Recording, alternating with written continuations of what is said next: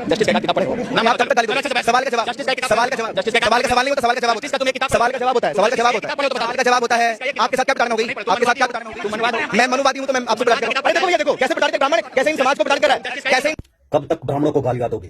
क्या ब्राह्मणों ने जो गोरों लोगों ने कालों के लिए किया है, क्या वैसा कर दिया है? क्या सुधार हो रहा है? तो देखते हैं, शुरू करते हैं। देखिए, क्या दलित बिना रोक टोक के मंदिर में प्रवेश कर सकते हैं? भारत में दलितों के साथ मंदिर प्रवेश को लेकर होने वाली हिंसा और भेदभाव एक गंभीर सामाजिक समस्या बनी हुई है। इसकी जानकारी निम्नलिखित है।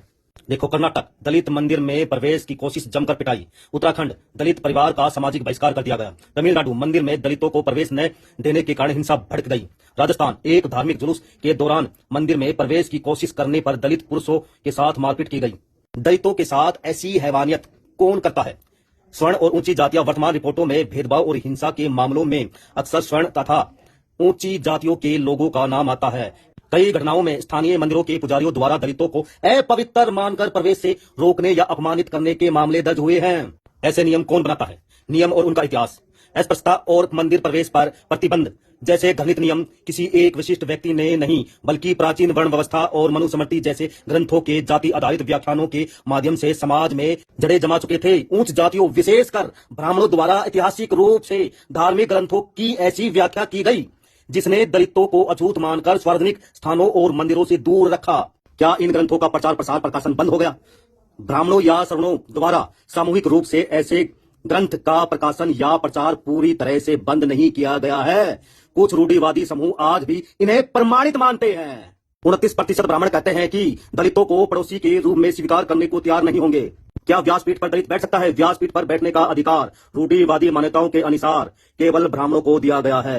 तो शंकराचार्य तो दलित बन सकता है। शंकराचार्य के चारों पीठों के नियमों के अनुसार इस पद के लिए व्यक्ति को जन्म से ब्राह्मण होना अनिवार्य माना गया है। वर्तमान में सामाजिक और राजनीतिक स्तर पर दलितों को शंकराचार्य बनाने की मांग उठती रहती है, लेकिन स्थापित मठों की परंपराओं में अभी भी जन्म आधारित ब्राह्मण होना एक प्रमुख शर्त बनी हुई है। क्या अंतरजातीय विवाह हो सकते हैं? भारत में दलित ब्राह्मण या किसी भी अन्य जातियों के बीच अंतरजातीय विवाह पहले की तुलना में बढ़े हैं, लेकिन यह कहना कि वे पूरी तरह से बिना रोक टोक और सभी की सहमति से होने लगे हैं पूरी सच्चाई नहीं है। क्या दलितों का उपनयन संस्कार हो सकता है? नहीं, दलितों का उपनयन संस्कार सभी ब्राह्मण संगठनों की सहमति से नहीं होता। भारतीय समाज और धार्मिक मान्यताओं में इस मुद्दे पर व्यापक मतभेद और विभिन्न दृष्टिकोण है।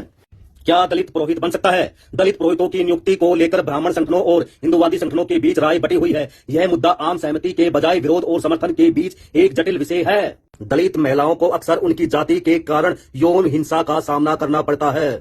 मतलब दलितों को कुछ नहीं समझते, कभी भी इनकी महिलाओं के साथ बलात्कार करना इनके लिए तो एक खिलौना है। खिलवाड़ हमेशा ये करते रहते हैं।